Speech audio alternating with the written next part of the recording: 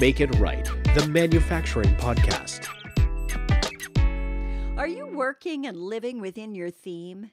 Do you feel aligned with what you do every day to earn a living? Do the people you lead and work with feel engaged and excited by the work they're doing? And if not, why not? I'm Janet Eastman. Welcome to the Make It Right podcast. Last week on the show, my guest was Cal Misener, and he described the kind of results people who are working within their theme and who felt aligned brought to a company. He discussed the impact it has on the corporate culture, and he outlined the approach he's taken with companies to help them to achieve alignment.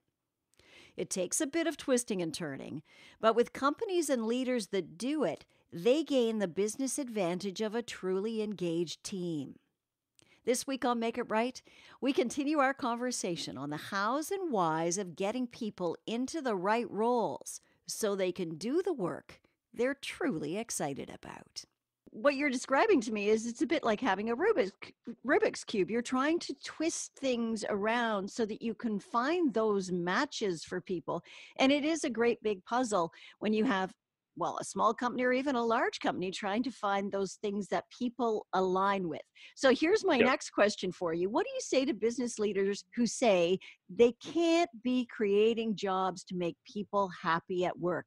This whole thing is just too airy-fairy. How do we fund it? How do we measure success? What do you say to them? Well, it's funny, and I hear that a lot. And when we embarked upon this journey, and I had created this role, and we really wanted to take the culture of our team to the next level, we made a significant investment, not just by having myself dedicated in this role, but in all areas. We invested in people's learning and development. We really took succession planning and career planning seriously. And I remember one of my peers asking me at the time, they said, "Why do you invest so much in culture? What does it do for you?"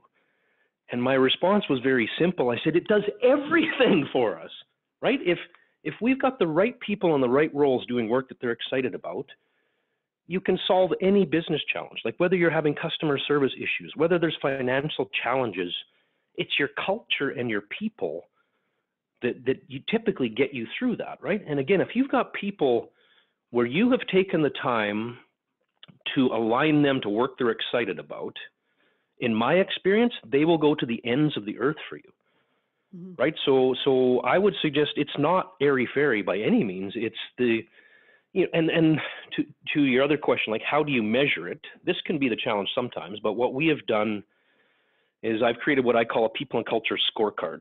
And when you're measuring things around people, it may not be as tangible as, say, measuring your revenue targets, but there are a number of things that are indicators as to whether or not people are happy working with your company, right? So things like we do an engagement survey. So we measure people's engagement, and there's 6 specific questions that we ask around, and that's designed to be an index, again, to measure how people are happy at your work, with their work. We measure things around recognition, around communication. And then there's other measurements that are part of that index, things like productivity, things like churn, things like absenteeism, things like presenteeism is a new term, right? How many are your team members showing up? Are they present? Are they giving it their all? So you can definitely measure this stuff. It is tangible, but here's what I often say to leaders as well. In addition to the people and culture scorecard that we can help you create to measure all the benefits of having happy workers, here's probably the best measurement. Right? As intuitive leaders, do you just know, I worked with one company in Melbourne, Australia, and the gentleman that owned the company he's an engineer and also very analytical, and we were talking about this idea of the value of having happy, aligned, engaged team members. And he asked me the same question you did, Jen. How are we going to measure this? And so I talked about the scorecard, et cetera, but then I just asked him a question. I said, Gary, and he had a small firm of 20 people, so a fairly small team. And I said, when you go in Monday morning and you see people around the water cooler, do you feel in your heart that at least maybe 1 or 2 people from your company, they're there collecting a paycheck, but they're not really giving it their all? And he thought about this and he came back and said, Cal, I think I have 4 of those people. Wow. So 4 people out of 20 is a pretty big percentage. And that, again, like, I think that is the measurement, right? You just know when you can feel it. It's about the vibe. You can tell when someone's coming in and punching a clock versus genuinely excited about their work they're doing. And I think that is the best measurement. Mm-hmm. Well, and I think if people are doing the work that they love, they Yes. give more of themselves in their job.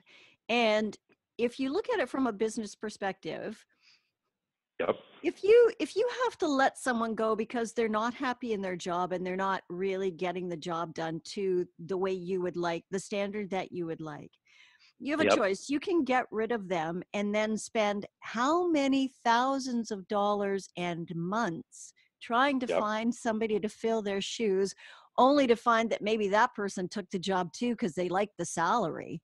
And then you Yes. you still have kind of the same problem, don't you? You totally do.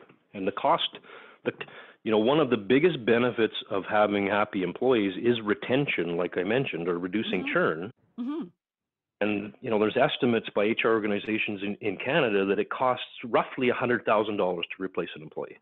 And of Wow. course, if senior leaders or executives, the number goes up significantly. Hmm. So, there is a cost. But having said that, I'll tell you another quick story. So we're going through this journey with our team, and I was able to transform the work that I did, and I was able to facilitate it for a number of people, and Michael being one of them. And those stories to me were great. The story or the situation that really impacted me is I had a gentleman on my team. I supported him for 3 years. And for 3 years straight, I kid you not, I did not see this gentleman smile once. 3 years. And it got to the point where he was so negative in the workplace, and as a leader who considers myself a people person, I wasn't very proud of this fact, Janet, but I actually got to the point where I asked him to not share in our team meetings, right? His negativity was having a serious impact on our culture and on the rest of the team.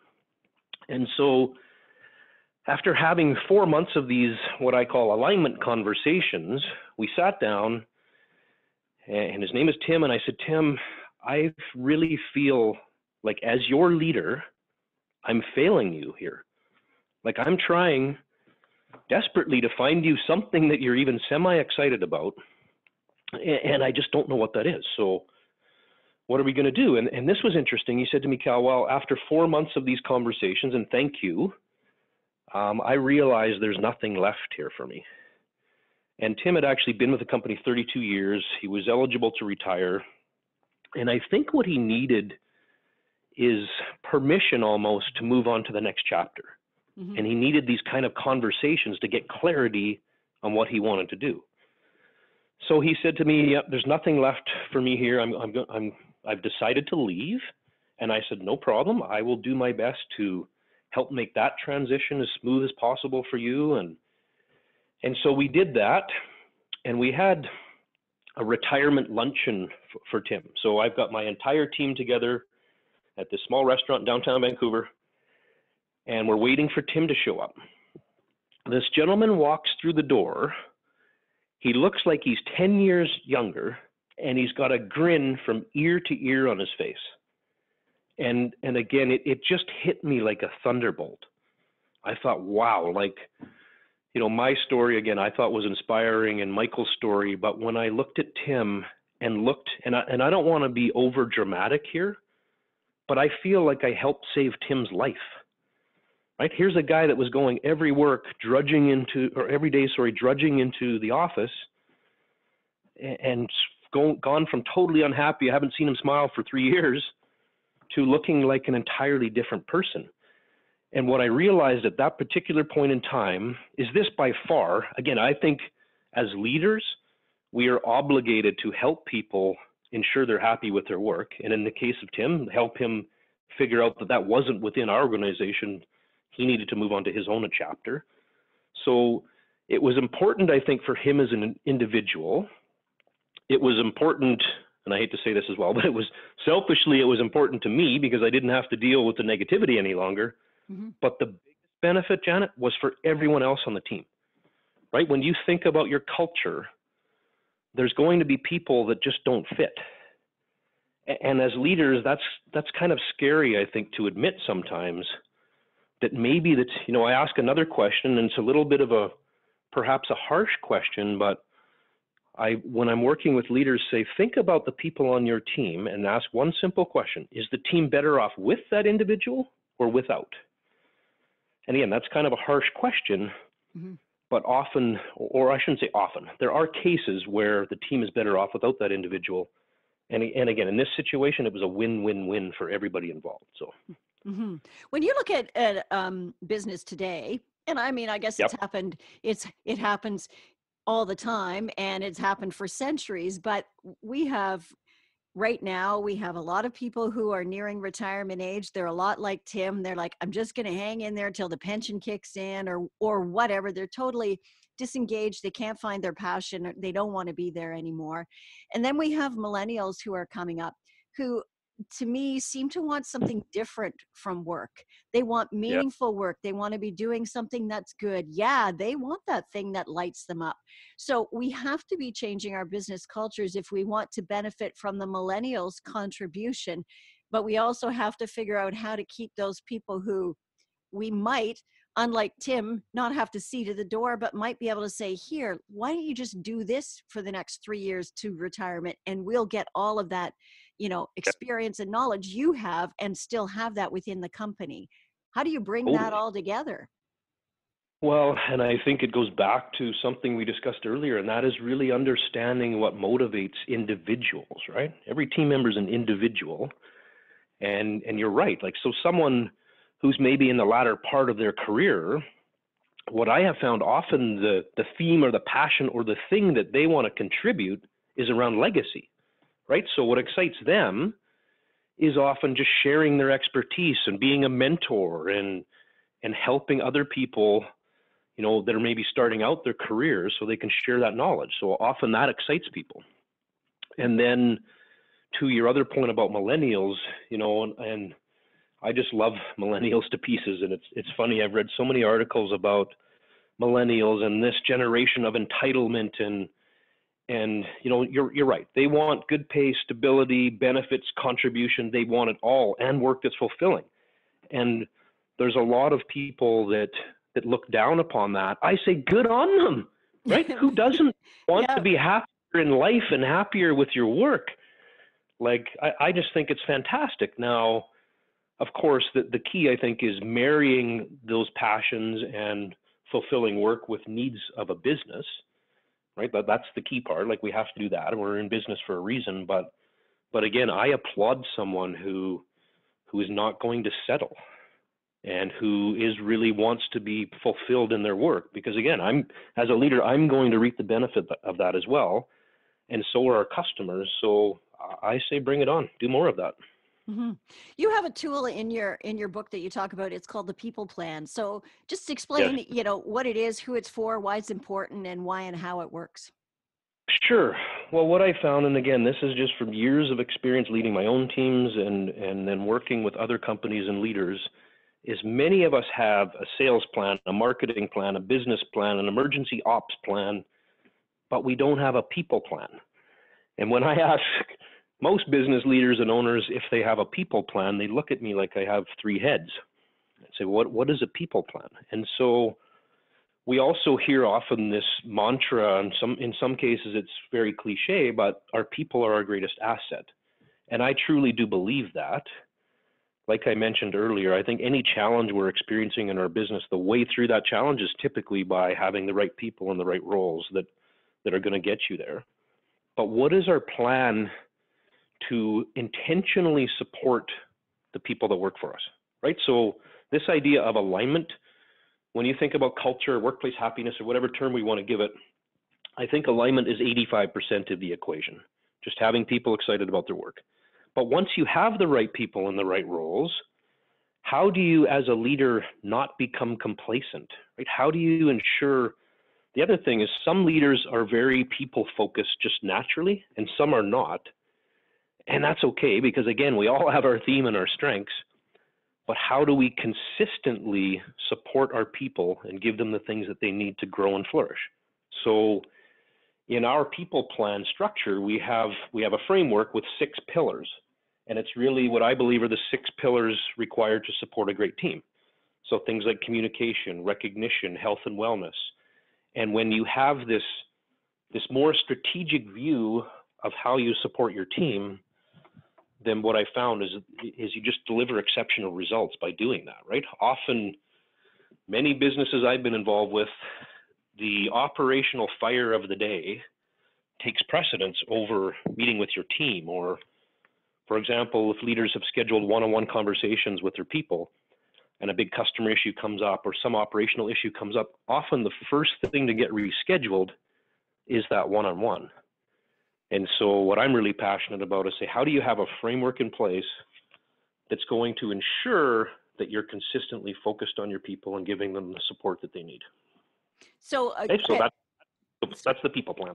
Yeah, that's the people plan. So we have time for one more very quick question, but as a key takeaway, if somebody's listening to this conversation and going, okay, I kind of like this idea, I kind of like this theme's idea, what's the first step you take to get a conversation about any of this going with your team members? What's that very first step? Or is the first step saying to yourself, wait a minute, let me see how aligned I am in doing the things that I want to do?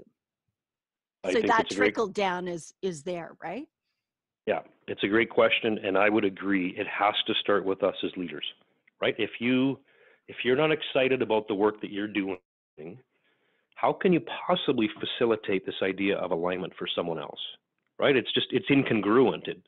I don't think it works. So it really is just checking in with yourself and saying, what is it that I'm focused on, and are there things that I'm less passionate about that I can get help with? And you asked me earlier, what tools are available, and like I mentioned, we have some tools available, but often it's just a simple conversation. I was working recently with a company and was talking with the leadership team, and we were talking about this idea of alignment for leaders first of all, and then we'll talk about how to facilitate that for your team members. And so one of the gentlemen I was speaking with, and he's also, I think, very analytical, and he was aware of strength finders, which is another one of the tools I mentioned. And so I'm talking about this idea of alignment. He's like, yeah, that's a great idea. We can take strength finders and we'll take the results and we'll correlate them, and then we can analyze them and put them into pivot tables. And I said, yeah, we could do all that. Or I said, what do you like to do? And he said, well, I really see myself as the behind the scenes guy supporting strategic programs that are going to enable other leaders. And I said, great, I see myself as the guy out front being the spokesperson, building relationships. Are we cool? Like, can I just do more of that and you do more of the behind the scenes support? And it's that simple, right? It's often just saying, and I think the reason, and I'm not trying to be flippant because it's a simple concept, it's just we don't often do it in my experience, but you're right. It's really checking in with your heart, saying, what are the things I'm focused on? Another thing that we do, as one of our exercises in working with leaders, is the top 10 exercise. And to say, okay, as a leader, just list the top 10 things that you focus on in any given week or month. And then out of the top 10, what are the 2 that like you love the most? And then what are the bottom 2 where you say, you know what, if I never had to do those 2 again, I'd be very happy. And can you, and this is sometimes the art of all of this approach, is can you delegate those bottom 2? Or can you find someone who's passionate about those bottom 2, as passionate about the bottom 2 as you are about the top 2? So that would be another example. And then just to wrap up, like I agree with you 100%, Janet. It's looking at ourselves as leaders, first of all, trying to get this sense of alignment, and then it's having conversations with team members. And like I mentioned, it can be as simple as just a different kind of conversation, right? What are the things that excite you? What lights you up? Or here's another one. What pisses you off? Like when you hear the thought of that, your skin crawls. Say, okay, that's probably not the thing for you to do, right? And it's just really having that conversation more around what deeply motivates people, and then trying to find a way to align their passions with the work that they're doing within your team. Yeah, I have someone I know who works in a toxic environment right now, and as a manager, it's like, people are calling in all the time saying, I'm taking today off. Yesterday was a mess. I'm sick. I can't do it. And then, Yes. She finds herself doing the exact same thing. And it's just a nightmare. Like the entire organization is a toxic environment that people just are hanging in there till retirement so they can get out. And that honestly is no way to live. So, to take a look inside and start figuring out what's going to get you aligned, maybe is a good step forward. So, Cal, I really appreciate this conversation. It's been very enlightening and really interesting. Well, thank you so much. I've enjoyed it. As you can probably tell, I get pretty passionate around the topic, but I do believe, like I said, life is short. Do what you love. If you're a leader, help other people do what they love, and the world will be a much happier place. And again, the benefit to your business is also exponential. So if people are interested in learning more about what we do, they can certainly check us out at www.highperformanceculture.ca. I think we're all here to make a contribution in life, not to just get through it. So really great conversation, Cal. Thank you so much. Thank you, Janet. Enjoy the rest of your day. Cal Misener is the Chief Happiness Officer in High Performance Culture, and he is the author of The Freedom Framework, the business owner's guide to earning more and working less. And Cal has kindly agreed to give away a copy of his book, so if you're interested, please send me an email at makeitrightpodcast@gmail.com, and the first listener who gets in touch will receive a copy. The Make It Right podcast is brought to you by Kevin Snook, leadership advisor and the author of the best-selling book, Make It Right, 5 Steps to Align Your Manufacturing Business from the Front Line to the Bottom Line. And as the title suggests, Kevin's proven Align process helps manufacturing leaders achieve success with alignment across their businesses. So if you're looking to kind of jumpstart your alignment, you have both Kevin and Cal's books available to you, and they're both available online. That is our show this week. Please check out our Twitter and LinkedIn feeds that are on our podcast page at lucidi4.com, and subscribe and share the podcast with your friends and colleagues through iTunes, Google Play, Stitcher, Spotify, and YouTube. Until next time, I'm Janet Eastman. Thanks very much for listening to the Make It Right podcast.